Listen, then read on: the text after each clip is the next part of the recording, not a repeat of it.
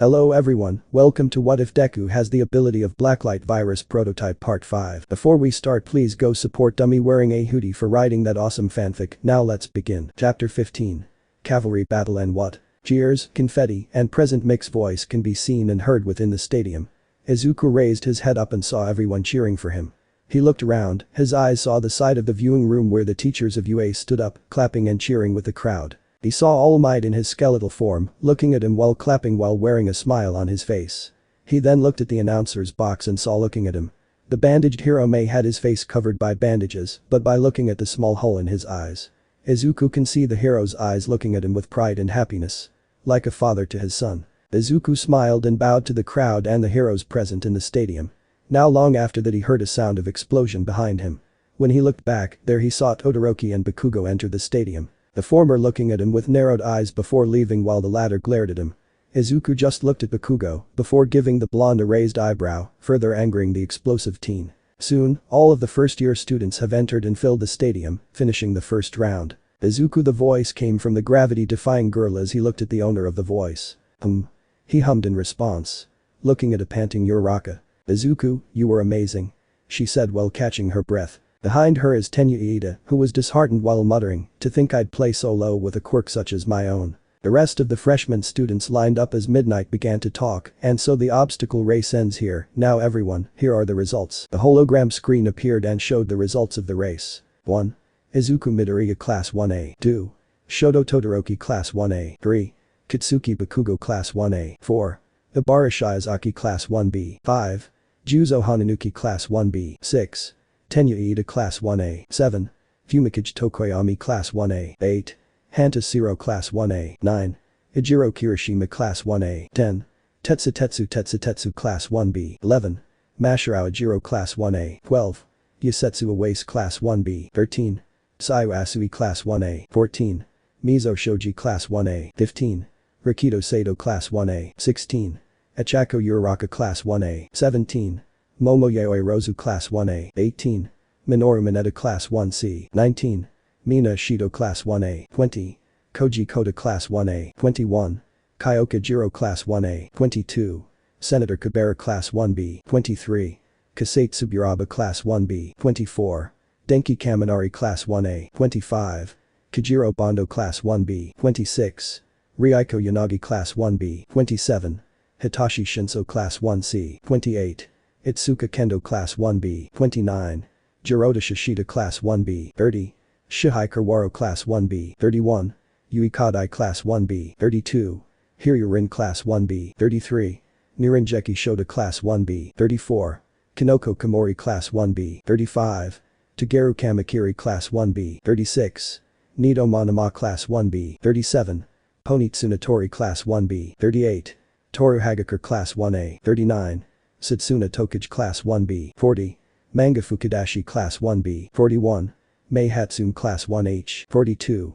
Yuga Aoyama Class 1A. The top 42 students have earned the right to advance to the next round, Midnight said, before putting her hands together and continued. I'm sorry to those kids who failed, but take heart, this festival showstoppers is still being prepared. She then smiled to the students, and now for the real competition for the final selection. Now then, onto the today's heart-pounding second event. What could it be? Well, I'll tell you, and the screen began flickering like a Russian roulette until it stopped on 3 words. Human cavalry battle. Some complained, specifically Kaminari, a cavalry battle. I'm not great at those types of battles. It's not an individual work, so how it'll work? Sayu curiously said with a finger on her chin. Alright, let me explain the rules. Midnight turned to the screen, now showing All Might with his feet on the combined hands of 13 in front and present Mick at the back. The students can form a team of 2 to 4 as they wish. Then she looks over her shoulder, staring at the first-year students as she added, it's basically like the regular cavalry race, but with a twist. She turned her body towards the students, with a pause for dramatic effect. Based on the results of the first round, each student will be assigned a point value. A point-based system like the entrance exam you kids enrolled in. In other words, each team is worth different points depending on whose team they are in. And the number of points you're worth will be 5 points if you are in 42nd place, 10 points if you placed 41st, 15 for 40th place, and so on. With the exception of first place, whose head is worth. She paused, then looking directly at Izuku with a smirk that sent shivers through his spine before continuing. 10 million points. The crowd can be heard going ooh, while the students gasped and had their eyes wide open as they heard the words 10 million points. 10 million points. Izuku muttered, repeating the amount of points he currently hold, somehow had an expression of a mixture of surprise and a deadpan look. 10 million, huh? Shinso said while having a small smirk in his face, looking at the blacklight user. Soon everyone changed their line of sight from the screen to the green-haired teen. In other words, if you take out the first placer's team, you can stand at the top no matter what place you are in. Every qualified participant said simultaneously as Izuku's surroundings turned dark. He can only see and feel the leers and stares coming from his peers. Yet he still looked unbothered, though he had a thought as this happened. I'm in danger. That's right. It's the survival of the fittest. With a chance for those at the bottom to take the crown jewels. Midnight smirked, still looking at Izuku, who had closed his eyes shut as the heroine talked. As the second passed, the leers and stares intensified. Izuku felt the familiar feeling as a memory from his middle school came into his mind. He can imagine everyone around him like shadows standing taller than him, glaring at him. Like the story of David and Goliath, only this time, there are more than one giant to conquer. Izuku looked calm with his eyes closed, but if you looked at him carefully, you can see that he is slightly shaking as he saw those memories. He had to mentally slap himself to calm himself down. He clenched his fist, breathed in and out, before opening his eyes to meet the leers of his peers. Intentionally channeling blacklight on his eyes for intimidation, which worked like a charm, seeing most of the students backing away from him. It's now or never, he said as he gave them a look of determination and confidence. He smirked, bring it on. This had taken everyone, including the rated R heroine, by surprise. However, the look of surprise coming from Midnight quickly turned into a seductive look, licking her lips before she spoke. Now that's what you call plus ultra. Looks like the first placer won't go down without a fight. Think through who you want in your team. Time to explain the rules of the cavalry battle. The time limit is 15 minutes. Each team is worth a total of every member's points. The rider will wear a headband with that number on their foreheads. Teams will try and grab their opponent's headbands before the time runs out and try to keep as many points as possible. She took a breath first before she continued. Stolen headbands must be worn the neck up. So, the harder you steal, the harder you'll manage to keep them away from everyone's hands. And the most vital point is that even if your headbands get stolen, or if your team fails, you're not out. After the pro heroine said the rules, Momo raised and rested her chin on her fingers, then said, since there are 42 people, there will be 10 to 12 teams on the field the whole time. That's rough. Sato commented. Well, one strategy is to let someone take you points so that you can be free, right? Mina asked while facing Tsai. It's hard to say without seeing how all the points end up getting stolen, Mina. The frog girl answered. As they were about to continue their talk, they heard Midnight's whip slash in the air and said, in this game, it's a cruel fight where you can use your quirks, but it's still a cavalry battle. You'll get a red card for attacks that are trying to make people fall on purpose. If you did, you're out immediately, and if you go out of the arena boundary, you're out as well. The timer then appeared with 1500 hours on it. You have 15 minutes to build your teams. Now start asking who you wanted to be on your team and figure the formation on your own. Good luck, she said as the timer started to count down. Everyone, except Izuku, who just stood there and watched everyone ask each other to form a team. He looked around and saw his first target and walked close to that person. He touched the person's shoulder, then asked, "Want to team up?" Break room. Inside the added staff-only room, there were every invited pro hero. Death Arms is smoking while looking at the monitor where the points for every position. The UA Sports Festival is about simulating the competition they'll face as heroes, then seeing how prepared they are as heroes. Said hero spoke. Smoke puffed out of his mouth as he continued, in a world crowded with hero agencies, to put food on the table, there are times where you have to kick down others to show your skills. That was the obstacle race qualifier was, right? As he and Kamui Woods talk, Utake Yamaoka Mount Lady was eyeing the screen, looking at a specific person. Izuku Midoriya 10 million points. She knew the green-haired boy looked familiar, as if she met him before, but couldn't say where. As she looked at the boy's picture showed in the screen, she couldn't help but blush as she noticed how his freckles are arranged in a diamond shape. Whoever you are, Izuku Midoriya, I can only tell that you are one cute boy. She thought, suppressing a giggle as she lightly stroked the screen, tracing the freckles on the boy's cheek. In the same room, certain rabbit heroine was leaning against the wall, her eyes shadowed by her hair as it darkened as she whispered, having a team sucks. Rumiya Sagayama, Akamirko the number 6th hero, hates agencies where heroes work as a team. She rather likes to work alone, so why is she still here? If watching an event that considers team battle like the cavalry battle, she would leave without hesitation. But she chose not to. Why? Because like Mount Lady, she was eyeing a certain first placer. She really hates teaming up, but looking at the kid's performance and awareness in his surroundings. The greenette seemed to pique the interest of the rabbit hero. It takes a lot of hard work and skill for you to win an obstacle race to get first place. And it's a very impressive of you to do all those stunts, save a classmate in the middle of the race, and use the terrain in your advantage. So let's see where the limits of your skills and wits are, Izuku Midoriya. She said while wearing a smirk in her face. Back at the arena, while everyone is talking and discussing their teams, Katsuki Bakugo is currently being surrounded by his classmates, wanting to team up with him, which confused him. His face still has that angry look, making it hard for them to know if he was listening or ignoring them. Maybe even both. As this happened, a voice had caught the angry teen's attention, "Hey," said by none other than Ejiro Kirishima, who approached him while waving his hand. Todoroki already chose his teammates. He then pointed at himself. "Bakugo, team up with me, shitty hair." Bakugo growled out. "It's Kirishima. At least try to remember that. And Fee, my hair's not that different from yours." The red-haired boy said, correcting the ash blonde statement before pointing at the latter's hair, indicating the same hairstyle. "You're the rider, right?" Kirishima asked. "So, who'll be a front horse that can take your blast?" He raised his left arm and used his quirk, showing the teen he got something in his sleeve. Itsuki was silent for a minute before answering, "Someone with some guts." "Not the answer I was looking for, but yeah. Me, with my hardening." The red boy points himself while smiling. "I'll be a wall that'll never shatter." Grinning, he walked in front of Katsuki. "You're gonna get it, right? The 10 million points." Just hearing those words made Katsuki smirk. A smirk that is somehow filled with evil intentions. Back to Izuku, he has come face to face with the first person he thought to be his teammate. Izuku had a smile on his face as the person he had asked slowly looked at him. "Wanna be teammates, Achako?" he asked the gravity-defying girl. Said girl looked at him apologetic as she put her hands in a praying position before bowing. "Sorry, Izuku, I already promised Sue that I'd team up with her," she said. Achako raised her head and looked at Izuku in the eye with determination. "Also, like you said in the waiting room, everyone want to reach the top, and to do that we have to face the one who is the first place. Which is you, Izuku." The boy was taken aback at the confident statement of the bob-haired girl. He smiled at the girl who blushed as she realized what she had just said and tried to cover her face in embarrassment. Izuku chuckled, "I understand.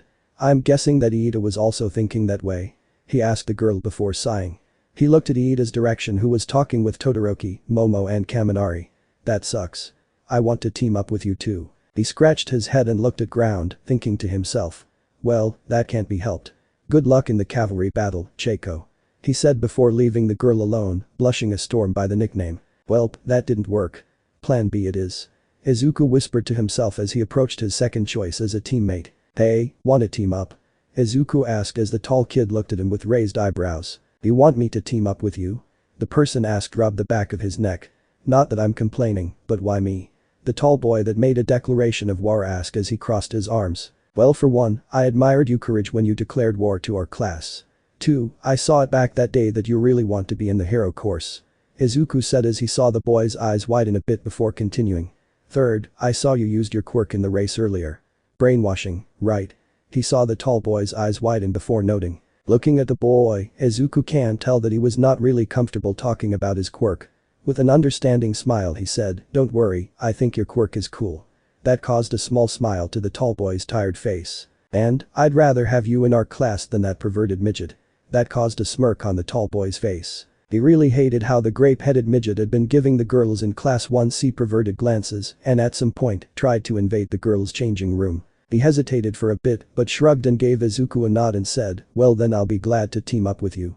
Izuku Midoriya," he said, reaching out a hand to the tall boy, who took the hand and shook it. "Itachi Shinso," said the tall boy, now known as Shinso.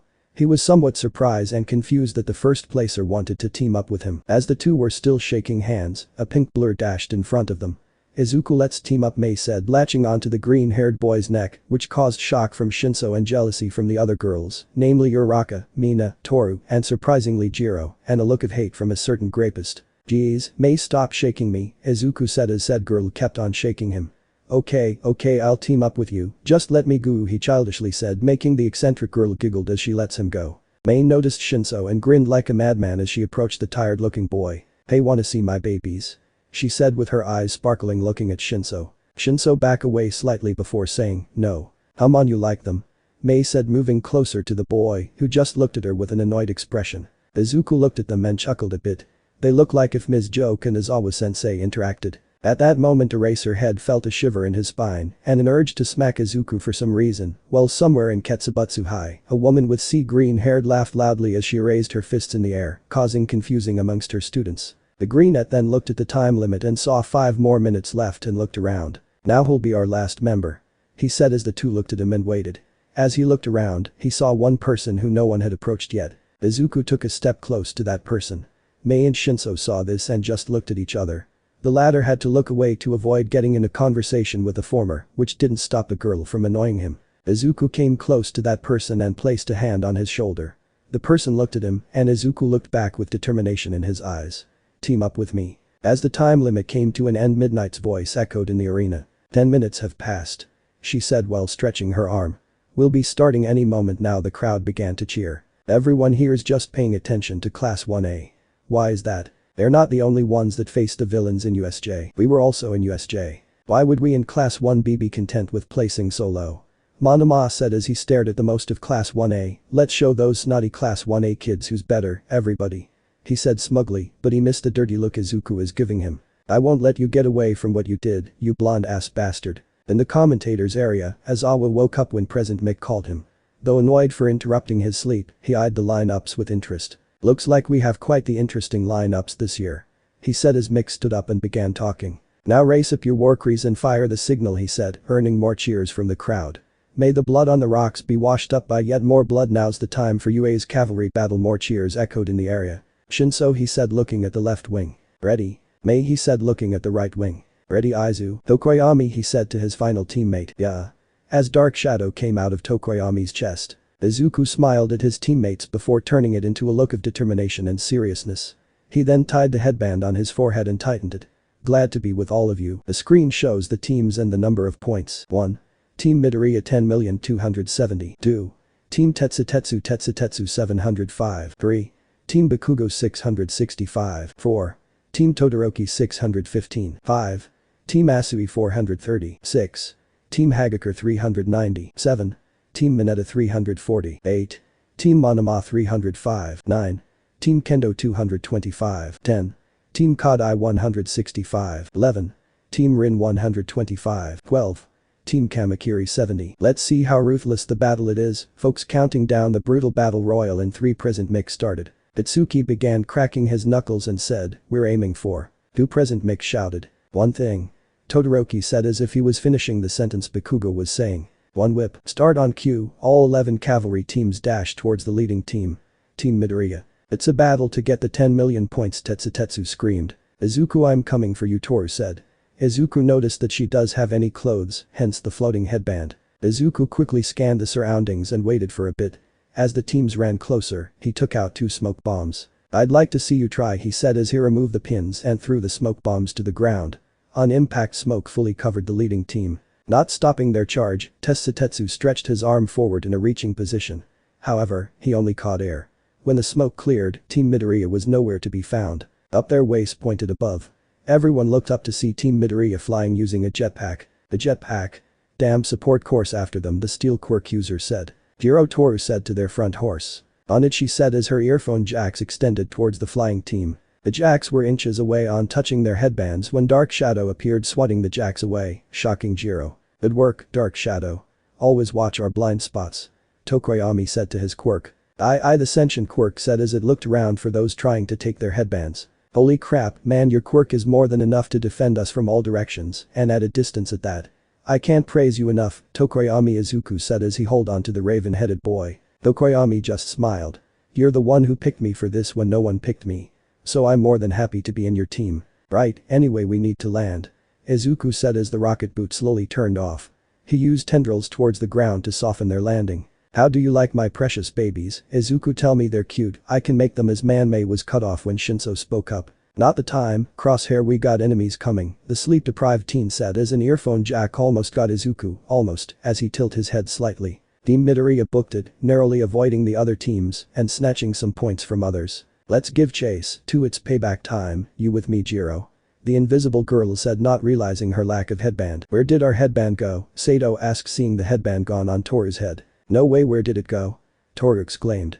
She looked around and saw Monoma's team running away with their headband at hand.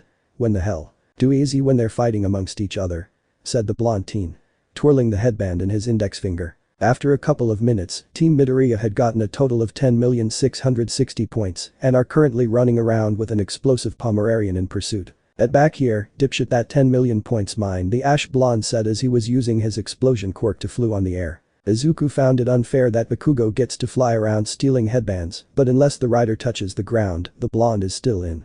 As the blonde was gonna explode on Izuku's face, Dark Shadow appeared and covered the team. After clicking his tongue in frustration, Zero pulled him back. The blonde was ordering his team to chase after Izuku when suddenly their headband was snatched from behind. "Like taking candy from a baby, Class 1A," said a smug Monoma as they ran away once more. Itsuki was livid that their headband was taken away from them.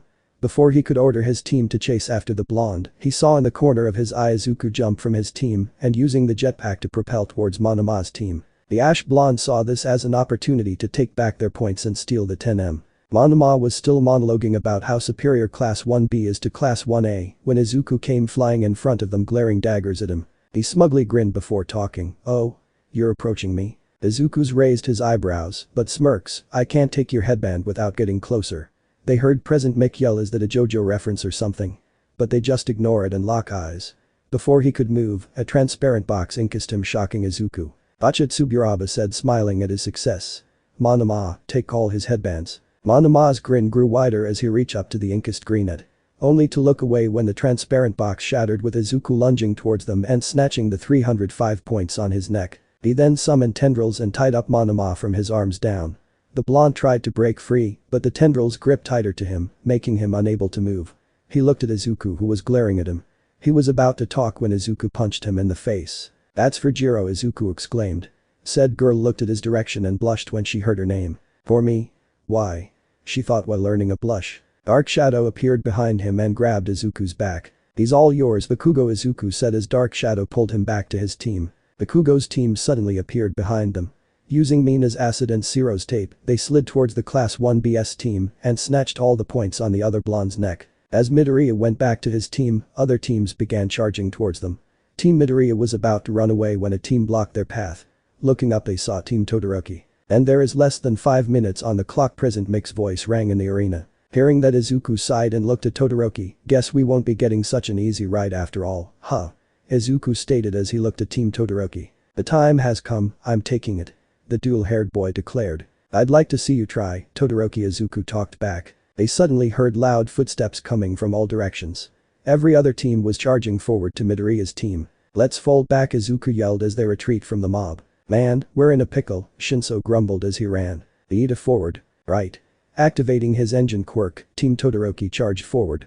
Izuku noticed that Momo and Kaminari were wearing rollerblades, making it easy for them to move faster because of Iida's movement and engine. "Aoi Rozu, prepare to guard us and conduct electricity." "Got it," she said as she used her quirk creation to produce an insulated sheet that deflects electricity. "Kaminari, I know what to do." Izuku heard this and looked back at the team chasing them. Todoroki, Momo and Iida were covered with the sheet.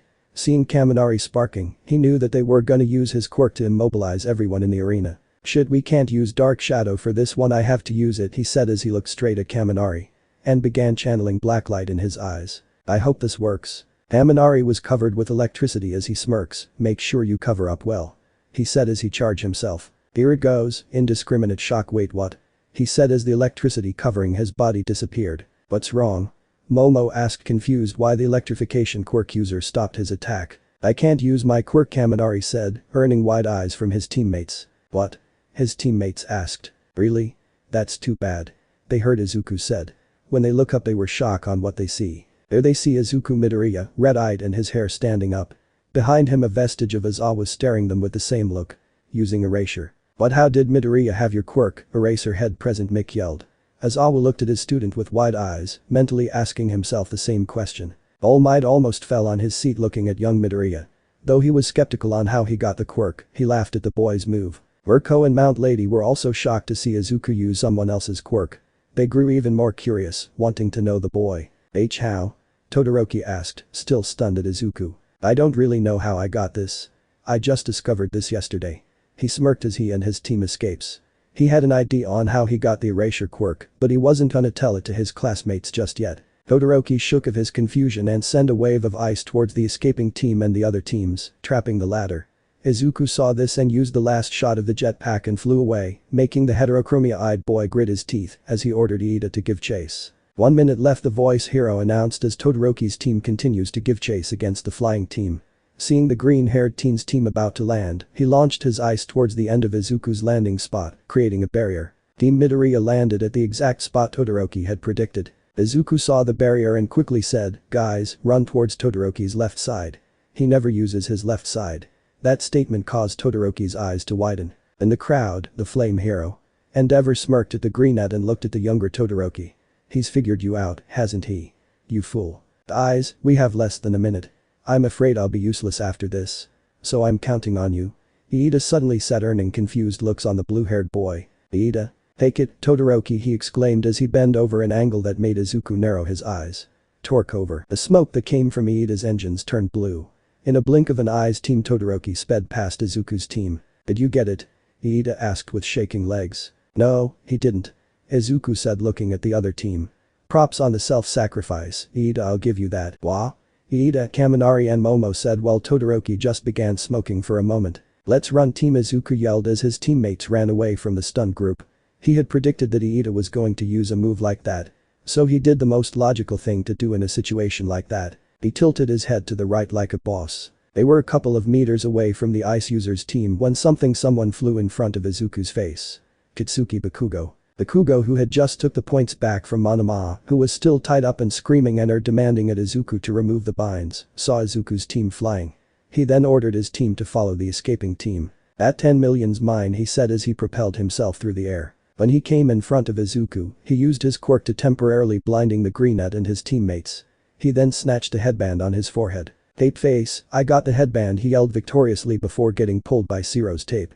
"Take that, Deku," he said as he flipped off the still blinded teen. Seeing the ash blonde getting the 10 million points, the other teams changed targets and chased after Bakugo's team. "It's nearly over now for the countdown, everybody say Hiei 10 present," Mick counted as the crowd joined in.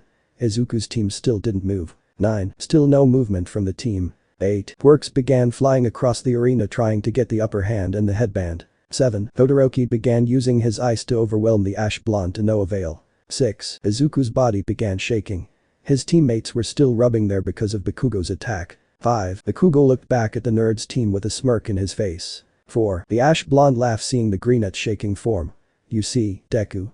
You'll never be better than me, you're just a pebble on my way." 3. Izuku slowly raised his head and showed a smirk on his face. This confused and agitated the ash blonde. "Are you sure, Kakin?" he said, mocked as black tendrils began appearing on Izuku's forehead.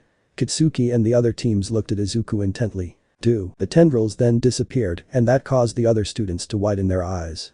Why? Because on Izuku's forehead was the 10,270 points. "I win," Izuku said as the headband Bakugo took from him turned into massive flesh before turning into blood. His teammates had fully recovered and were grinning at their success. "Time's up." The pro heroes looking from the crowd were shocked on the green-haired boy. They did not expect him to outsmart the other students. But also defended the 10 million points. No one had ever achieved that, not even All Might. Aizawa was grinning like a madman. He was amused by his students' performance and was proud to see that he had grew from the kid training in an abandoned warehouse to a UA powerhouse. He still have to question him on how he got his erasure quirk, but for now it's his win. All Might coughed out blood with the unexpected turn of events that had happened. He had just saw how cunning and intelligent Izuku really is. He had felt bad that the boy had rejected his offer on inheriting One for All. He was sure enough that with Ofa, the boy would be unstoppable, if not overpowered. Just thinking about it sent chills in his spine. He will try one more attempt on asking later, but for now, he'll just be glad that Izuku is doing great. Mirko was cackling like a madman in the viewing room. She just saw how Izuku just outsmarted not only one but everyone in the arena. The boy was very entertaining to watch and had a lot of potential. She would think about sending an internship request to the boy, her no teaming up rule be damned. Mount Lady was suppressing a squeal when she saw that Izuku had won. She was secretly rooting for the freckled boy and was worried when the explosive blonde took the headband from the greenette but was relieved when Izuku revealed his real headband. Maybe I could send him an internship request. The other contestants were in the same way of thinking. All this time they were chasing after a piece of flesh. Some of them sent glares at Izuku while others stare at the greenette thinking how he had pulled it off. The crowd cheer as Izuku's team was announced as the winner of the second round of the sports festival. Izuku was about to go to get lunch when a hand landed on his shoulder. He looked back and saw heterochromia eyes looking at him. "We need to talk," said Shoto Todoroki. Chapter 16. The talk. While Izuku was still at days after his team's win, Present Mick's voice echoed throughout the stadium. But the amazing stunts and tactics by Midoriya, Team Midoriya advances to the final round. The loud hero declared as the cheers of the crowd started to fade away. The crowd eyed the board where the teams are listed as Present Mick announces the other qualified teams. First place, Team Midoriya leader, Izuku Midoriya. Members, Meihatsu, Hitachi Shinso, Yumikage Tokoyami. Second place, Team Todoroki. Leader, Shoto Todoroki. Members, Tenya Iida, Momoyaoi Rozu, Enki Kaminari. Third place, Team Bakugo. Leader, Katsuki Bakugo. Members, Ejiro Kirishima, Mina Shido, Pantasiro. Fourth place, Team Mineta. Leader, Minoru Mineta. Members, Yuga Aoyama, Masahiro Ejiro, Niranjeki Shota. In second place is Team Todoroki, who gave their best, but came up short. The next team is Team Bakugo, which Team Midoriya assisted in retrieving their stolen headband from Team Monoma. Monoma growled while looking around for Izuku while still tied with the tendrils. Next is Present Mick paused for a moment and looked back at the list while scratching his head. Somehow, Team Mineta made it in fourth place. That's surprising. Said teams stood away from each other, on the ground around them were purple spheres. The team leader was smirking as he walked away from his teammates while tossing a purple ball up and down on his hand. His teammates are Masahiro Ejiro, Yuga Aoyama and Niranjeki Shota from Class 1B. Two of them were scowling while glaring daggers at the retreating midget, while Aoyama didn't even care as he looked at the direction of the readers. "Now, we'll take an hour break for lunch before we start the afternoon activities. See ya. Hey, Eraser, let's grab some food." "Shut up. I ate already, so I'm going to sleep," said the tired homeroom teacher as he slid into his sleeping bag while grumbling about life full of noisiness. As the crowd began to walk away and go wherever they want within the UA campus, others stay and chat about the previous round. A student left the arena to relieve themselves from the morning activities in the UA Sports Festival. Well, most of the students at least. "That bastard, where is he?" Nito Monoma yelled as he looked around, searching for Izuku. He was still tied up by the tendrils that Izuku used to immobilize him. The blonde is seething in rage and embarrassment from what the green had done to him. "Damn it, I can't believe that midget took our points," Tetsu said in a resentful tone, and can't believe that his team didn't advance to the final round of the sports festival. Could it be the punishment for taking the frog girl's points indecently? Ibarashii Izaki questioned, remembering what she did to Team Asui a while ago as she took the points without the girl, knowing their points were gone. Said midget looked back at the steel user and smirked, remembering how he plucked the headband from the silver-haired boy before walking away. "I can't accept this," Tetsu and Monoma shouted. The former had his hands on his head while the latter still tied up. Monoma suddenly falls down unconsciously as he was struck on the neck by a chop from their class representative, Itsuka Kendo. Kendo facepalmed, hearing how Midoriya did it for his classmate. "I can assume that you did something stupid." She sighed as he dragged the unconscious blonde outside the arena. She was still thinking about her encounter with Team Midoriya. It was foggy, but she can still remember what the green-haired boy said to his teammates. Mini flashback, "They're brainwashed. Let's take all of their points," Shinso said to their rider. "No," Izuku said, earning looks of confusion from his teammates, and continued, "I mean, it's kinda unfair taking all their points without them knowing. Let's just take their highest point and leave some points for them to work with," he said to his team. Mei grinned teasingly. "Oh, is little Izu being a gentleman toward his beautiful girl in the middle of a battlefield? How chivalrous," she teased the green-haired boy. Izuku blushed a little and looked away. "Shut up, May be lucky that you're in my team, if not I would have took your team's headband without hesitation," he said, not confirming nor denying the tease. He and his team ran away with May still laughing at a blushing Izuku as Team Kendo started to gain consciousness. End of mini flashback. Itsuka looked back at the direction she saw Izuku walked off to and couldn't help but smile. The boy had piqued her interest, seeing he was a smart, kind, strong and handsome. She blushed, realizing she had developed a crush on the class rep of Class 1A. She shook those thoughts away as she walked towards the exit. As for Team Asui, Sayu Asui can be seen rubbing Ichako Uraraka's back as the bob-hair girl throws up rainbows. "I'm sorry for not getting us to the finals." Jai Ichako said as she rubbed her mouth with a handkerchief Sayu had handed her. "It's okay, Ichako. What's important is we did our best to keep up with Izuku without relying on him," Sayu said while Shoji nodded in agreement. After a few more seconds, Sayu and Ichako approached Mina Shido and Tenya Iida respectively. "Mina, congratulations." The frog girl spoke to the pink-skinned girl. Mina was part of Team Bakugo, meaning she advanced, but the look on her face contradicts what people usually feel when they won a match or in second or third place. She scratches the back of her head before she talks. I don't know, Bakugo just let me join to use against Todoroki's eyes. I don't think if it reflects my abilities. Nonsense. You did amazing back there. Sayu said, trying to remove the doubt that's weighing the acid user down. Iida, I didn't know you had a special move like that. Even though Izuku dodged that, it was fair, the zero-gravity user said as she imitated the running motion of the tall boy until she stopped when she mentioned Izuku's name. Seeing that Midoriya outsmarted us all, you're right. He was a force to be reckoned with. But it has nothing with fairness, I just wasn't using it as I intended it to be. Tenya said as he fixed his eyeglass and shrugged his right hand. That was fun. Denki Wii. Kaminari said with a hilarious expression on his face as he gives thumbs up. Momo walked past them, not minding the conversation and the short-circuited boy, and went towards Kyokujiro, who was waiting for her. I wanted to do something that could compete with Midoriya. The engine quirk user said as he clenched his fist. Ichako was about to reply when she remembered something or someone in this situation. Wait a minute, she said, turning around and looking for someone. Where is Izuku? Her question caught the attention of the Iida, Mina, Sayu, Momo and Jiro. Now that you mention it, where is he? Sayu said as she also looked around with her index finger on her chin. As everyone exited the stadium, 2 students were left at the entrance with a sign that says faculty and student entrance. Those 2 were none other than Shoto and Izuku, facing each other. The dual-haired quirk boy had a stare that expresses anger, while the green-haired boy just looked at him blankly, not even intimidated by the boy's glare. So? Izuku started. What do you want to talk about? Getting no response from the taller boy, Izuku spoke again. Look, if you're just gonna stare at me instead of talking, I'm just gonna leave. I wasted so much biomass in the cavalry battle, and I need to go fill up before the cafeteria gets crowded. He said as he tried to walk away, not caring if he said that he was low on biomass. He was hungry, no he was starving. He took a few steps before stopping as Todoroki spoke up again. You almost made me broke my promise. Huh? Izuku said, confused, looking back at him. Never in my life I need to use for to get something I truly wanted, and it made me lose my cool, and almost broke my pledge. Izuku just looked at the talking boy with raised eyebrows. Todoroki lifted his left hand and took a glance at it. Shoto raised his left hand and stared at it, glaring at it. Iida, Kaminari, Yaoi Rozu. Tokoyami and your other teammates, they never felt it.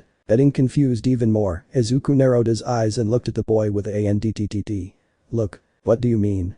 He asked when the dual-haired boy didn't get his message. It means I felt something similar coming from you. Moving his glance from his hand to the blacklight user's eyes. Making eye contact, Shoto continued. Midoriya. Are you? He paused, making Izuku lean forward. Mr. Izawa's secret love child. Shoto bluntly asked the greenette. What? Was the only word that came out of his mouth. He was legitimately caught off guard by the ridiculous question that the supposedly recommended student. He didn't expect it being the one to be asked.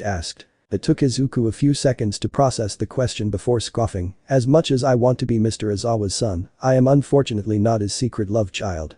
I know who my father is, but he died before I was even born, so yeah. He said, looking away. And like I said earlier, I still don't know how I got Mr. Izawa's quirk. So it's probably just a coincidence. Suddenly Shinso and Mei's faces suddenly came into his mind and he inwardly smirked. But Shinso is probably Mr. Izawa's secret love child, same goes for Mei and Ms. Joke. He thought as he faced the half-hot half-cold user. Then you're probably All Might's secret love child. Shoto said as he placed his fingers on his chin in a thinking pose. He obviously has a connection with you and he has his eyes on you. Izuku's left eye twitched. Did he seriously didn't hear what I said earlier? He thought as the white red-haired boy closed his eyes before speaking. You obviously know that endeavor, my old man. He's been stuck as the number 2 hero forever now. He opened his eyes and looked at the first placer's eyes. If you were the son of the number 1 hero, then. Todoroki then paused and narrowed his eyes while still maintaining eye contact with Izuku. Izuku didn't even flinch by it and just stared back with one eyebrow raised as he said the next thing. I have even more reasons to beat you. My old man will do anything to advance his position. He looked away from Izuku. He made a name for himself during his hero career firing on all cylinders. But it was never enough to outpace a legend like All Might, who was an eyesore to him. Looking back at Izuku, the boy continued to talk. Since he can't surpass All Might, he moved on to his next plan. Not saying a word, Izuku just listened. Have you heard of quirk marriage? The last 2 words alone made Izuku's eyes widen as soon as he discovers them. He had heard of the term in the internet and sometimes in news. News about quirk marriage were a sensitive talk in the news and he is looking directly at one of the results of said topic. The law became a problem for the 3rd generation until now. Choosing a wife only based on enhancing the quirk and passing it on their children, forcing people into marriage. The ice fire user inhaled, pausing in the process and continued short after. The old-fashioned way of thinking brought about by a lack of ethics. Endeavor with both accomplishments and money, won my mother's relatives and got a hold of her quirk. He's been trying to fulfill his own desires by raising me to become a hero that can surpass all might. Izuku just looked at the ground, taking the information. He still couldn't believe that Endeavor would do such a thing. He knew the fiery hero was an asshole, but he didn't know he was this bad. While Izuku is still looking at the ground, Todoroki continued to tell the green-haired boy his past. The reason I'm aiming to beat you is as a personal triumph. I won't use my shitty old man's quirk. Or rather, I'll become number one without his quirk. Izuku had clenched his fists when he heard that. He can understand the resentment that the dual-haired boy had for Endeavor, but limiting himself just out of spite is flat-out stupid. He and all of the students participating in the sports festival with everything they got, and Todoroki is using half of his power. You two are both stupid. He said blankly as he raised his head, making eye contact with the other boy. Todoroki glared him, but before the boy could talk back, Izuku continued. You and Endeavor are both stupid. Him for using his own son as a tool for his ambitions and goals. He paused before glaring at the young Todoroki. And you, for wasting a gift out of spite. This made the taller boy angry and yelled at him. Don't even call my power a G. He was cut off when Izuku yelled. Shut the buck up when I'm talking. Todoroki slightly flinched by the sudden outburst and took a step back slightly. Ever since I was young, I always admired heroes and quirks, and I always dreamed to becoming a hero when I got my quirk. The day I got my quirk, I was ecstatic and know that I can become a hero with the power I have. He saw the visible confusion from the taller boy and continued. And that happened a year ago. My whole life up until last year, I was quirkless. That made Shoto's eyes widen. He didn't expect to hear this from the strongest person in their class. He was quirkless and had his quirk just for a year. Wait, if he's quirkless his whole life, does that mean? Izuku, seemingly reading his mind, answered his question. For 10 years of my life, I have been bullied, beaten and made fun of for being useless, worthless and quirkless. Deku. He said the nickname with pure hatred. He clenched his fist so hard that blood was drawn. I even told if I want a quirk, I should kill myself and pray to get myself a quirk in the next life. He paused to look at the boy and continued. So I did and got a quirk in the process. This made Todoroki and an eavesdropping Bakugo's eyes wide. The latter flinched hearing that Izuku had somehow did what he told him. Izuku looked at the still shocked boy and walked away. I'm not saying this for you to pity me. I'm saying this so that you realize that your goal is stupid. He said as he stopped and turned his head to the boy. You have the power that any hero would want and I wish to have 10 years ago. The power and quirk that can save people, and you're using only 50% of it just because you have daddy issues. He saw as he glared at the Todoroki. Will you use that shit of an excuse when you failed to save someone when your fire is needed? Shoto flinched at what the retreating boy said to him. He looked down and clenched his fist. Contemplating about his goals and asking himself if he was doing the right thing. Izuku turned back to leave but spoke louder this time. As for you Bakugo, mind your goddamn business. Eavesdropping on someone else's conversation is bucking disrespectful, he said and left. He noticed the ash blonde the moment Todoroki lead him there and ignored him at the moment. He shrugged and walked out of the arena and went to the cafeteria to fill up his. The ash blonde almost fell forward when his name was mentioned. He knew I was listening. Since when? He thought before coming out of his hiding spot and saw that the two already left. He thought back to what Izuku had said and had to grit his teeth in frustration. Bakugo wasn't mad at Izuku for outing him kinda. He was mad because the nerd had a quirk because of him and kept all of this from him. Not that he cared, but Deku should have told him. He's his friend, right? Right. But remembering all he did to the nerd, how could he still be considered a friend? Heck, are they even friends? Friends don't beat up, bully, and tell him to kill himself. So no, they're not friends. More like bully and victim, predator and prey, yin and yang. It was my fault. He said, clenching his fists, and walked out. He was feeling guilty, but his pride won't let the Deku one up on him again. Time skip of 20 minutes left after lunch. Izuku had just finished his lunch and quickly went over to arena. He was still upset of Todoroki and Bakugo, the ice boy for being selfish, and the Pomeranian for eavesdropping someone else's private conversation. His emotions reflected on the way he ate, and how he ate was, let's say he ate 10 bowls of katsudon in one sitting. His friends were mixed between confused, amazed and concerned for the Blacklight wielder. Izuku just ignored them and devoured the katsudon. Izuku noticed the crowd started to fill up the seats, and in the crowds he saw Mirko and Mount Lady. He was confused to why the two heroines were in the crowd instead of being in the viewing room where the pro heroes stayed. The two heroines saw him and waved at the boy, making him blush. Who wouldn't when the two beautiful, sexy and famous heroines waved at him? He could feel the glares from every man in the arena. Even though he was a little flustered, he smiled and waved at the two heroines, which gave two different reactions. Mirko, smirking at him while giving a thumbs up while Mount Lady blushed slightly and winked at him. His grin grew wider. He can tell that the two pros are rooting for him and it caused him to feel even more determined. He was taken out of his trance when he felt a hand landed on his shoulder. Izuku turned and saw Class 1B's class rep, Itsuka Kendo. "Oh. Hey Kendo. What can I do for you?" he asked, slightly confused why she would come to him. "Well, Midoriya. About what happened in the second round," she said, while rubbing her arms together. He can tell she was slightly nervous. "You see. I just want to thank you for not taking all of our points earlier." Izuku blinked at the orange-haired girl. He thought back at what happened in the second round. He smiled and looked at the girl. "No need to thank me for that. I just can't find myself to take full advantage of someone who clearly can fight back. That's not my thing. It's Bakugo's," he thought after talking. "Beside, I need to apologize for what I did to Monoma earlier." The girl was confused at first, but understood what he meant and chuckled. "No, it's okay. It was a battle after all, so it's fair. And that reminds me. Why did you do that to Monoma anyway?" Izuku hummed and answered, "You see, in the second part of the obstacle race in the fall, Jiro, my classmate, was literally hanging for her life on the rope.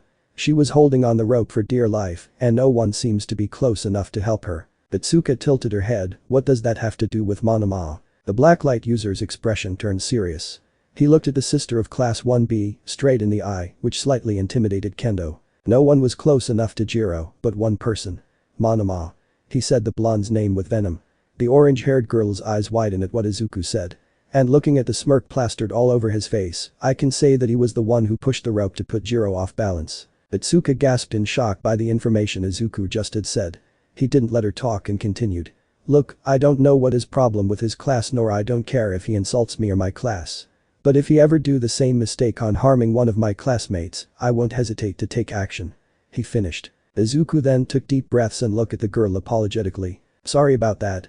I just can't stand bullies and seeing Monoma just walk away from the rope with a smirk all over his face, I just can't let that slide." After apologizing, he bowed to the girl. Kendo took a while to respond. She then smiled and looked at the green-haired boy. "I understand.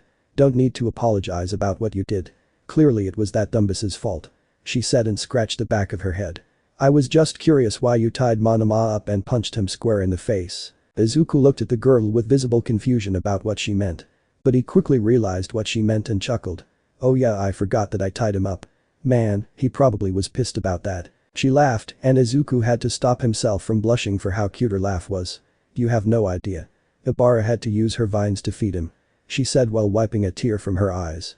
"But thinking about what he did, I think he deserved it." "What did he deserve? Getting tied up or getting a punch in the face?"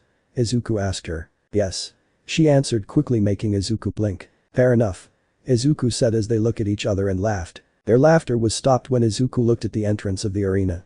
His eyes widened at the scene and had blushed a storm. Itsuka noticed this and was confused of his reaction. She looked at the direction where Izuku was looking at. As her eyes landed at the spot, she also had her eye widen and asked the question that is in the greenet's mind. Why are the girls from Class 1A wearing cheerleader outfits? Chapter 17. Third round. Making grape use. Why are the girls in Class 1A wearing cheerleader outfits? A question that Izuku was also asking himself. He was in a mix of shock, surprise, confusion and happy. The latter feeling causing confusion to him. Well, who wouldn't when 6 beautiful girls are wearing cute hexy cheerleader outfits? Though Toru was invisible, Izuku can confidently see that the girl was pretty. He had to mentally slap himself when his eyes started to look down their exposed abdomens. The girls had a mixture of depressed, gloomy and annoyed expressions on their faces, except for Toru anyway. They were tricked into wearing these outfits. And were glaring daggers at the culprit. "Kaminari, you tricked us, didn't you?" Momo shouted with anger. During the lunch break, Kaminari had approached them and informed them that Mr. Izawa to tell the girls to wear cheerleader outfits for a cheerleading competition that will happen before the start of the third round of the sports festival. Being oblivious to the blonde's plan, Momo made the outfits for the girls and wore them, though dejectedly on Jiro's case. Momo plopped to the ground dejectedly, disappointed at herself for falling into Kaminari's perverted scheme. Uraraka knelt to her level and comforted the vice president of 1A. That Dumbus Jiro was blushing and embarrassed as she threw the pom-poms to the ground before crossing her arms. Izuku noticed that they were glaring at Kaminari, who was blushing and giggling perversely while giving a thumbs up. It wasn't hard to guess that he was the one who planned this. Before he could scold the blonde, he heard another perverted giggle. He looked at the direction of the voice and saw the same midget he stepped on the head at the obstacle race. Izuku can see that the grape-headed midget was drooling at the outfits of the girls, and a small nosebleed can be seen in the midget's face, which made the greenet's eye twitch in irritation. He then looked at the direction of the girls and had to look away to stop himself from looking at their midriffs, failing miserably. He noticed their looks of depression and embarrassment. Sighing to himself, he approached the electrification user from behind as a thought came in his mind. Mr. Izawa was definitely hearing about this. It was worth it, Kaminari said as the girls continued to glare at him. That is when. Enki Kaminari, an ominously voice came from behind him making him visibly flinch and started shaking. It was at this moment that he knew, he bucked up. Slowly, he turned around to see the owner of the voice. There he saw Izuku, with his arm crossed and green eyes turned crimson as his left eye twitched in annoyance, clearly not amused by his actions. What do you think you're doing? Izuku asked with it in a low tone, making the blonde flinch and tremble even more. Before he could answer, he was interrupted by the greenet. I'll give exactly 10 seconds to apologize before I cut off the only thing that makes you a man. After saying that, Izuku transformed his left arm into his blade, proving his point. That made the blonde idiot flinch and unconsciously placed his hands on his crouch area. The blonde quickly got on his knees and began bowing to Izuku. I am so sorry, Midoriya Denki said as he bowed at Izuku. Izuku, however, pinched the bridge of his nose and sighed in annoyance. Not to me, you dimwit to them. Izuku said and pointed to the girls, who were trying their best not to laugh at the scared look on Kaminari's face. Kaminari then turned to girls and bowed repeatedly while apologizing and promising that he will never do it again. The girls found it amusing to see this and accepted the apology, albeit reluctantly. The blonde thanked them for their kindness before running towards Kirishima and Shiro, who was rolling on the ground laughing at their friend's predicament, while Bakugo just rolled his eyes at the dunce face's stupidity and perversion. Izuku huffed and turning to the girls' direction, trying his best not to stare too much at their exposed midriffs or fit outfits or their long, slender legs, and failing miserably. You can all go and change, there is still time before the start of the third round. Izuku said to the girls while looking away, a blush staining his freckled cheeks. Toru and Mina noticed the greenet's reaction and smirked at this. They walked towards Izuku and hugged his arms close to their chests, making the poor boy yelp and blush even more. Thank you, Midoriya Izuku, they said as they hugged the boy. Said boy tried his best not to faint in the show of attention. That is when a pair of arms wrapped around his neck, hugging him from behind. When he turned to look back, there he saw Chako, blushing but smiling at him. She then let go and made her way in front of Izuku and smiled. Yeah, thank you Izuku. She said, meeting the glares of jealousy from Tsuyu, Mina and Toru, the latter not explainable but was made possible. Mina then looked at Izuku and a mischievous thought came into her mind. So, Midori, among us girls, who do you think looks the best in cheerleader outfits? That question caught the attention of the other five and stared at Izuku, who was blushing profusely. As the question registered in his mind, Izuku blinked. He then looked at the girls one by one. Said girls blushed as Izuku looked at them, as if he was scanning them. After a deep breath, Izuku looked at them and smiled. I think all of you looked great in the cheerleader outfits. If looked great on all of you. He then turned his head to Toru, who was clinging on his left arm. Even though I can't see Toru, I can tell that the outfit would suit you well. After saying all that and registering on the girl's mind, they all blushed profusely, that steam can be seen coming out of their heads. Thank you Izuku. Ichako said, hiding her blushing face on her hands, with her pinkies out to avoid activating her quirk. Why yeah. Thanks Izuku Midori. Tsuyu, Toru and Mina said in a shy voice. Thank you for the compliment, M. Midoriya. Momo said, a hint of pink on her cheeks. Thanks, I guess. Jiro said shyly, as she twirled her earphone jack on her finger while trying to avoid eye contact. A red tint can be seen on her face. After a few minutes, the girls made their way back to the changing room. Internally squealing at the compliment that Izuku had gave them. As the girls went back to the changing room, Izuku saw Mei looking at him with teasing eyes. He glared at her and mouthed, say one word and no chocolate bars for you, which shut the girl up real quick while still smirking inwardly. As that was happening, the midget glared daggers at Izuku's back while comically shedding tears of blood. Lucky bastard. He growled at the greenet, still annoyed at the boy's luck in women. After a couple of minutes, all the students gathered around the arena. Echoing in the arena, the voice of the loudest hero, present Mick as he announces the participants of the recreational activities. And after the recreational activities, it's time for the third round of the sports festival. From 4 teams, 16 individuals have made it through. He paused for anticipation before yelling, it's a tournament. Present Mick yelled as cheers from the crowd erupted. We're pitting them against each other in one-on-one combat, he yelled, getting the crowd even more excited. Izuku zoned out for a bit as he stared at Todoroki's back. He was still upset by how the dual-haired teen said about not using his quirk in winning the sports festival. Izuku saw how every single person in his class and other classes were giving it their all in order to prove themselves to the world, and Todoroki was using 50% of his power out of spite. Izuku just can't let that slide. He was cut off from his thoughts when a voice was heard beside him, making him and everyone around him look at the direction of the voice. "Excuse me?" Beside Izuku was Masahiro, quirk. Tail. He has an annoyed expression on his face that made Izuku raise his eyebrows. What got him pissed? "I want to withdraw." Gasps of shock and confusion was heard throughout the arena. This made Izuku confused as well. What would make the boy give up his position in the tournament? "Ajiro, why?" "This is a rare chance for the pros to see you," said Iida, who faced the boy in question who looked away from the tall boy's gaze. Sighing in defeat, Ajiro looked at his hand and clenched it. "I know it is a once-in-a-blue-moon opportunity for me to be in this tournament." He then looked down. "But I was forced into this tournament without my own volition." This caused another wave of gasps of shock around the arena. Izuku had a guess and side-glanced at a figure who wasn't even listening in the conversation and just opted to stare and drool on Midnight's hero costume that left room for your imagination. The midget. Izuku had to stop himself from punting the idiot right to the moon.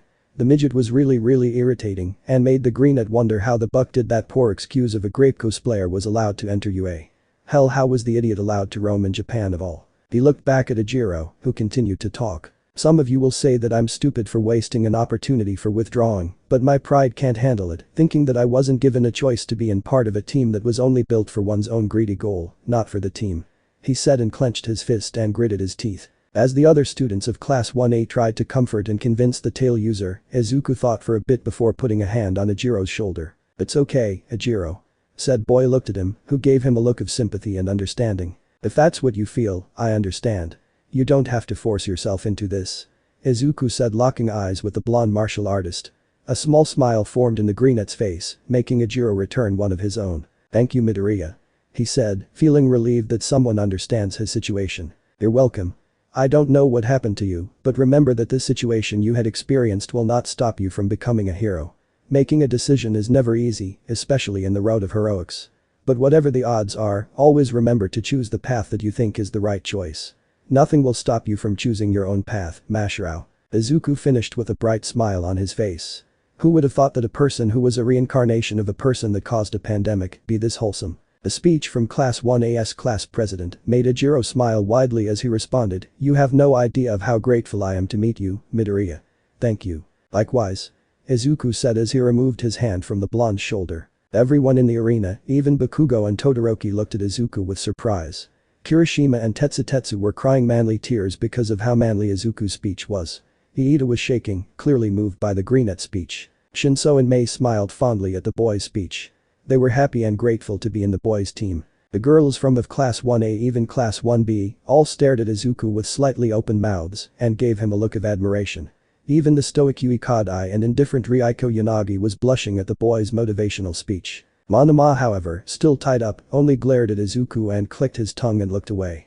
Still pissed that the green-haired boy haven't untied him yet. Midnight was smiling at Izuku warmly, looking very proud at the boy as a small blush can be seen on her face. However, the silence was interrupted when Niranjeki Shota from Class 1B also raised his hand. "I also withdraw, with the same reason as his," he said as he looked down. "It doesn't feel right to me to take the opportunity that I was forced to give in. It's not really heroic." His classmates looked at him incredulously but understand their classmate's situation. Izuku looked at Aoyama's direction, expecting him to also forfeit, only to stare at the boy with a deadpan as the boy just stare a certain direction and wink at it. Clearly not caring if his other teammates are withdrawing from the next round. Should have expected that. Izuku shook his head as he turned back to look at the front. "Well, this is highly unusual," President Mick stated through the microphone. "It all hangs in the referee's judgment. What will Midnight decide?" as Awa responded. Midnight stared at the whole batch of first-year students before she announced the decision. A smile of pride, not seduction or lust. But pride for how mature the youth are. And a small blush for the speech of our certain greenet. For such youthful kids to say something like that, she paused for anticipation and whipped the air. "Ajiro, Shota, I accept your withdrawal. If that is the case, then we need 2 students to move up from the 5th place Cavalry team." Midnight pondered as her eyes landed on the team that got 5th place. Itsuka Kendo, Satsuna Tokage, Reiko Yanagi and Kanoko Komori. "If that's the case, instead of us who hardly did anything in the cavalry battle, why not Team Tetsutetsu?" Itsuka said as she looked at her teammates while her hands are on her hips. Her teammates agreeing to what she said. Endo Tetsu said, speechless much like his teammates, Ibara Shiozaki, Juzo Hananuki and Yasetsu Uwase. Itsuka only smiled and said, you guys fought it fearlessly up until the end, you guys deserve it more than us. Why you guys? Tetsu's eyes and mouth began to quiver, clearly moved by their class president's speech. It took 5 minutes for Team Tetsu to choose who was going to advance, and chose Tetsu and Ibara Shiozaki to be able to participate in the third round. And with that, Tetsu and Shiozaki have moved up to the top 16. Midnight announced loudly for the crowd to hear. And now, she slashed the air with her whip. The matchups are as follows. The screen showed the brackets of whoever students will face against, so is the match number. Eliminations. Match 1. Izuku Midoriya vs Mineta. Match 2. Ijiro Kirishima vs Ibara Shiozaki. Match 3. Tenya Iida vs Mei. Match 4. Shoto Todoroki vs Hantashiro. Match 5. Mina Shido vs Yuga Aoyama. Match 6. Hitachi Shinso vs Denki Kaminari. Match 7. Fumikage Tokoyami vs Momo Yaoi. Match 8. Kitsuki Bakugo vs Tetsu. Quarterfinals. Match 9. Match 1 winner vs Match 2 winner. Match 10. Match 3 winner vs Match 4 winner. Match 11. Match 5 winner vs Match 6 winner. Match 12. Match 7 winner vs Match 8 winner. Semifinals. Match 13. Match 9 winner vs Match 10 winner. Match 14. Match 11 winner vs Match 12 winner. Finals. Match 15. Match 13 winner vs Match 14 winner. As soon as the screen popped up, Izuku immediately found his name and saw who he's up against. Minoru Mineta. If I am not mistaken, that he whispered to himself and slowly turned towards the direction of the midget who was still looking at Midnight's costume, clearly oblivious of what is happening in his surroundings. Izuku smirked, oh this'll be fun. He said and chuckled darkly. That is when a hand landed on his shoulder. Izuku looked at the owner of the hand. It was Ijiro. Midoriya, I would warn you to stay away from his balls. He paused and looked at the midget and back to Izuku. But I can see that you got this covered. Just a little favor. Izuku didn't respond, opting the tailed boy to continue with a smirk. Buck him up, will ya? Physically and mentally. The greenette smirked at the blonde boy's favor and nodded. Consider it done. He raised his fist for a fist bump, which Ijiro took as he walked away, leaving a smirking Izuku, slightly scaring the other participants. They looked at the screen and saw the person Izuku is up against and prayed for the poor guy. Kaminari looked at Mineta and turned around, better him than me, as he walked away. I'm skip after the recreational activities that nobody cares about. With torches lit up in flames, the crowd roaring in excitement and fireworks erupting up the sky. Everyone, the finals you've all been waiting for is about to start, and here is match number 1. Present Mick yelled, adding the excitement to the roaring crowd. The screen showed the names of the first combatants. Racing and winning the obstacle race with great mastery of his quirk while still being heroic. From obstacle race up until the end of the cavalry battle, he came up in first place. Expect the unexpected from the hero course, Class 1A, Izuku Midoriya on cue. Izuku walked out of the entrance and walked towards the platform. A smile can be seen on his face. His opponent, wait, isn't this the one you expelled from the hero course? Present Mick asked Izawa, who nodded. Anyway, from the general studies course, Minoru Mineta said. Student walked out with a smirk as he looked at Izuku, confident enough to think this was an easy win. Everyone, including Mirko, All Might and Mount Lady, are back on their respective seats and stared at the two students who are standing in front of each other. Here are the simple rules. Force your opponent out of bounds or immobilize them. You can also win by making your opponent say, I give up. Feel free to wound your opponent. We have recovery girl waiting in the wings. I hope you've left your sense of morals and decency at the door. I'll stop the match if it goes too far. Cementus announced after creating a solid chair at the far side of the arena. Izuku began relaxing his muscles and nerves by taking a deep breath. He looked at his opponent, who just looked at him with a smirk. Immobilize, huh? Let's see if you can escape this. The midget said as he picked a purple ball off of his head. Izuku didn't react and just waited for the go signal as he channeled Blacklight on his arms. Start. Izuku dashed forward and used tendrils to try to capture the midget, but the grape-haired boy pulled another purple ball and threw it towards him, sticking on his arms. He immediately detached the tendrils from his limbs, letting it fall to the ground and jumped to the side, now on the left side of the midget, who kept throwing his balls at him. Like before, Izuku used his tendrils and tried to deflect the balls, only for it to stick onto the outstretched tendril. Izuku discarded the tendril once again and jumped up using glide to propel himself into the air. He was shocked when a barrage of purple balls came towards his direction and hit him on his feet, making him fall to the ground and get stuck on the ground. He was immobilized by the midget. Ijiro and the girls from Class 1A were shocked to see Izuku got trapped with the balls. Bakugo smirked at the stupidity of the greenette. Got too overconfident. Serves him right, he yelled, earning a glare from all the girls and Ijiro. This is the person who got first place.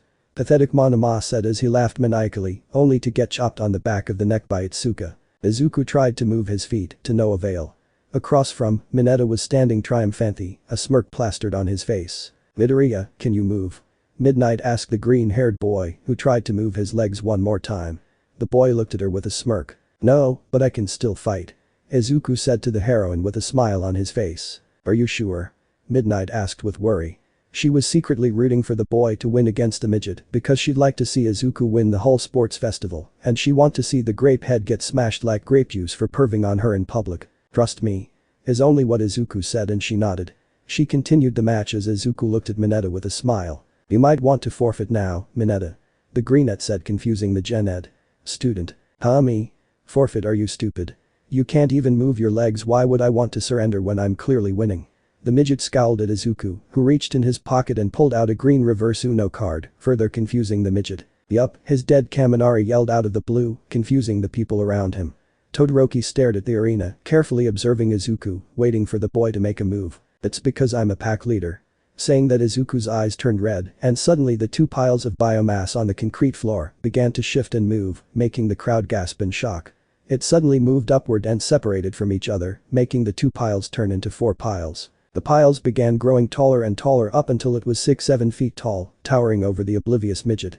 The biomass then morphed into 4 hulking beasts crouched on all fours. It was the creatures that Midoriya summoned in USJ, but this is different, thought Midnight, who examined the creatures.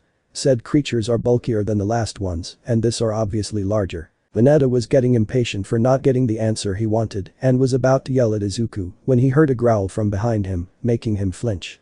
He slowly turned around and paled on what he saw. 4 hulking monsters growling at him. He was visibly shaking on the terrifying sight and was about to pull another ball when his balls he won't detach from his head. While he was cut off when Izuku began talking. "No use trying to use your quirk, I erased it," Izuku said as his hair began floating and eyes glowed crimson. "Brawler hunters, let's make grape juice." The brawler hunters smirked and began dashing towards the scared midget who tried to run away only to be grabbed by a tendril Izuku launched at him. The brawlers began thrashing the midget around the arena and every single one of the qualifiers cringed as they witnessed the clearly one-sided, or should I say, 5-sided battle. An uncharacteristic high-pitched squeal can be heard echoing around the arena. Even with the violence shown in the arena, the crowd roared in excitement and even chanted "Let's go, brawlers" as if it was a basketball game. Izuku began to question if all the people in the crowd are sane or what. After the thrashing, the brawlers left the barely conscious Mineta, who was bloodied, bruised, beaten up and whimpering like a baby, and went towards Izuku, who pet them like a dog. One by one they turned back into biomass and entered Izuku's body, like the hunters from before, until there were no more brawlers in the field. Midnight was shocked at the match, if you could even call it that. She almost felt bad for the midget, almost. She then approached the whimpering Mineta to see if he was even conscious. Seeing the boy unconscious, she raised her hand. Mineta is unconscious. Midoriya advances to the next round. She stuttered out a yell, earning a roar of excitement and applaud from the same crowd. She then approached Izuku, who was still stuck in the purple balls. "Congratulations, Midoriya," she said to the boy. Izuku gave her a smile and bowed. "Thank you, Miss Midnight." Midnight smiled at the boy.